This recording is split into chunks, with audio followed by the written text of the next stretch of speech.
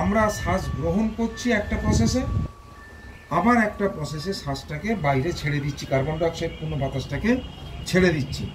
এই যে শ্বাস গ্রহণ করাটাকে বলা হয় প্রশ্বাস, আর শ্বাস ত্যাগের ঘটনাটাকে বলা হয় নিঃশ্বাস।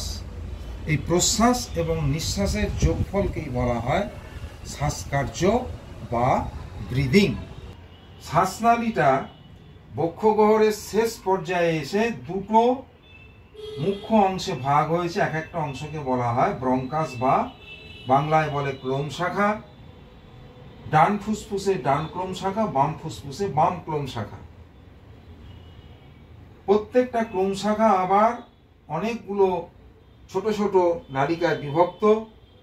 এদের বলা হয় ব্রঙ্কিওল বা উপক্লোম শাখা। প্রত্যেকটা ব্রঙ্কিওল আবার অনেকগুলো সূক্ষ্ম সূক্ষ্ম নালিকায় ভেঙেছে, এদের বলা হয় অ্যালভিওলার নালী বা অ্যালভিওলার ডাক্ট। এই অ্যালভিওলার ডাক্টগুলোর শেষ প্রান্ত বেলুনের মতন অংশ দেখো একদম ভর্তি হয়ে রয়েছে। আমাদের দুটো ফুসফুস মিলিয়ে প্রায় 30 থেকে 80 কোটির মতন মানুষ বিশেষে ক্ষেত্র বিশেষে গঠন অনুসারে এই